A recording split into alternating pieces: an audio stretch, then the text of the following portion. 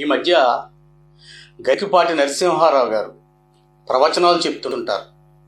ఆయన ప్రవచనాల్లో సెటార్లు వేయడానికి ఎవరూ లేనట్టున్నారో, చదువుకున్న పిల్లలకి మధ్యాహ్నం భోజనం ఎందుకు పెడుతున్నారు, గుడ్లు ఎందుకు పెడుతున్నారంటూ అవాకులు చవాకులు పేలుతున్నాడు.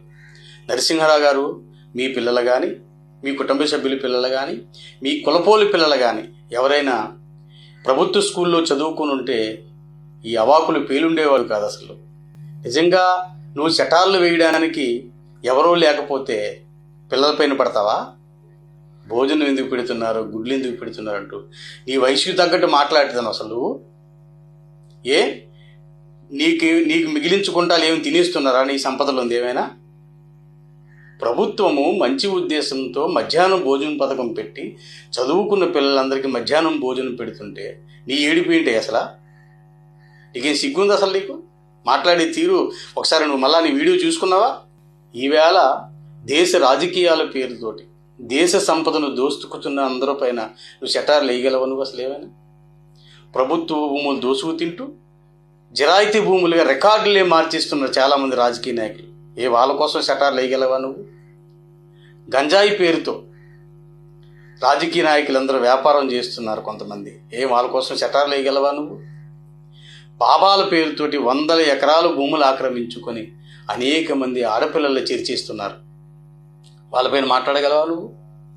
రాజకీయ నాయకులు ప్రైవేట్ స్కూళ్ళ పేరుతో, కాలేజీల పేరుతో, హాస్పిటల్ పేరుతో 100 ఎకరాలు భూములు ఆక్రమించి పేద వర్గాల పైన, పేదలు సంపాదించే పైసా కూడబెట్టుకున్న డబ్బంతా ఈవేళ స్కూల్ పేరుతో, హాస్పిటల్ పేరుతో దోచుకు తింటున్నారు. అసలు వాళ్ళ కోసం సెటార్లు వేయగలవా నువ్వేమైనా?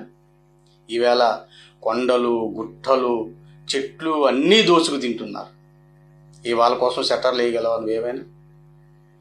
పిల్లలు, పేద విద్యార్థులు ప్రతిరోజు బడికెళ్ళి మధ్యాహ్నం భోజనం తింటుంటే భోజనం ఎందుకు, గుడ్లెందుకు అంటూ నీ సిగ్గుమాలిన మాటలు నిజంగా నీ వయసుకి తగ్గట్టు మాట్లాడుతున్నావు నువ్వేమైనా?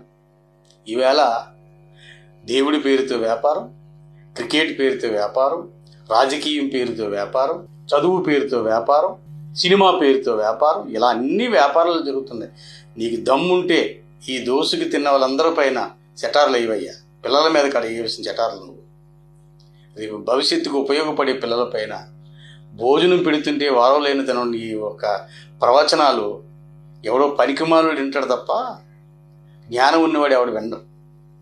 దానికి మరలా ఈ ప్రవచనాలు చెప్పుతుంటే పిల్లల మీద సెటార్లు వేస్తుంటే చప్పట్లు కొడుతున్నారు సిగ్గు లేకుండా. పేద విద్యార్థులు భోజనం తింటూ, మంచి ఆహారం తింటూ చదువుకోవడానికి మధ్యాహ్న భోజన పథకం ప్రభుత్వం పెడితే దాని మీద సెటార్లు వేయడం సిగ్గుమాలిన తెలియ. నీ తీరు మార్చుకో నరసింహారావు. నువ్వు గొప్ప ప్రవచనాలు చెప్పొచ్చు కానీ ఆ ప్రవచనాల పేరుతోటే ప్రభుత్వం దగ్గర నువ్వు తాబేదారుడిగా ఉంటూ అవార్డులు పొందుతున్నావు. నీ అవార్డులు తీసుకున్న దానికి నువ్వు మాట్లాడిన మాటలకు ఎక్కడ సంబంధం లేదయ్యా. నీ తీరు మార్చుకో నరసింహారావు. నీ ప్రవచనాలు పిల్లల మీద కాదు. నీకు దమ్ముంటే, నీ ప్రవచనాల్లో నీతుంటే రాజకీయ దోపిడీదారులపైన నీ ప్రవచనాలు చెప్పాలని చెప్పి ఈ సందర్భంగా విజ్ఞప్తి చేస్తున్నాను.